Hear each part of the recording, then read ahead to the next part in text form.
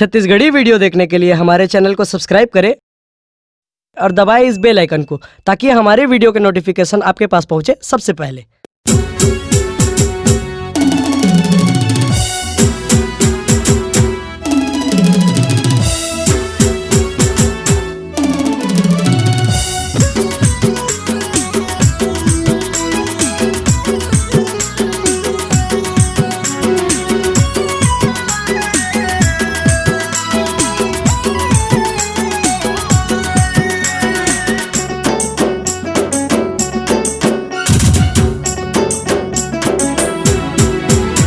तोर कारी कारी अखियाँ तोर मीठी मीठी बतियाँ, तोर कारी कारी अखियाँ तोर मीठी मीठी बतियाँ। ए गोरी रे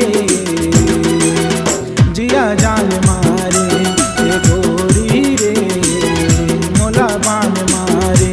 तोर कारी कारी अखियाँ तोर मीठी मीठी बतियाँ, तोर कारी कारी अखियाँ तोर मीठी मीठी बतियाँ। ए गोरी रे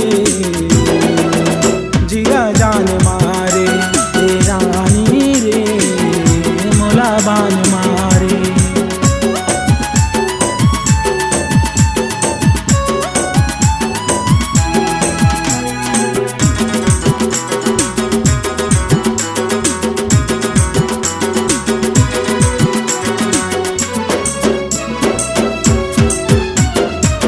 चढ़ित जवानी तोरे बाली है उमरिया, फूल जैसे काया तोरे पतली कमरिया। जब ले देखे तोला मन हम हाए, पहली नजर मरानी पगला बनाए, पहली नजर मरानी पगला बनाए।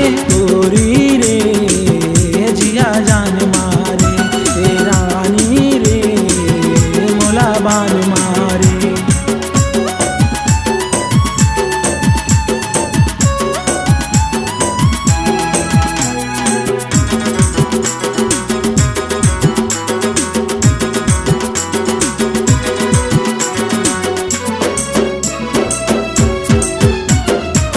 अंग अंग चुभे तोरे तिरछी नजरिया, बिनी बादल के बरी बरस बदरिया।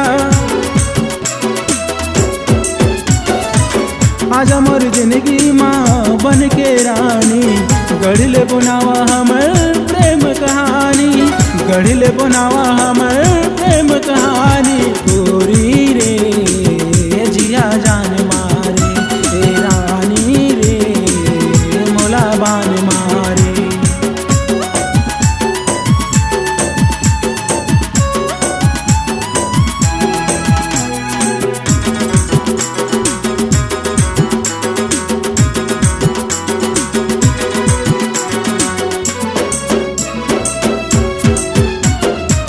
सुरता श्वासा माँ तही मोर बस गे, बिन प्रिय मऊहा के नशा मोला चढ़ गे।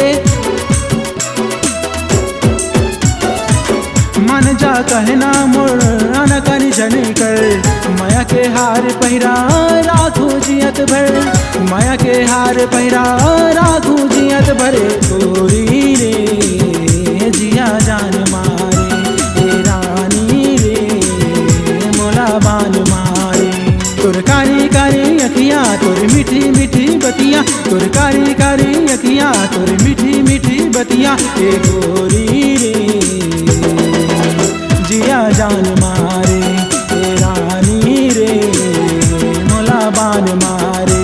तोर कारी कारी अखियाँ तोर मीठी मीठी बतियाँ, तोर कारी कारी अखियाँ तोर मीठी मीठी बतियाँ। ए गोरी रे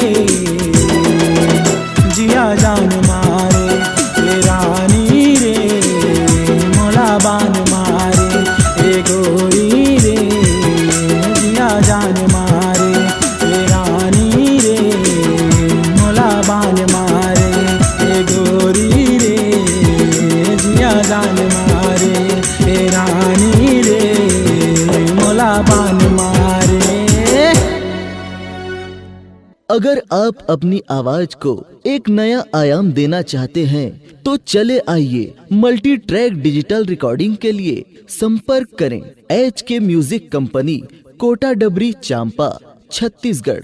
मोबाइल नंबर है 9329 238487 और 8085380339।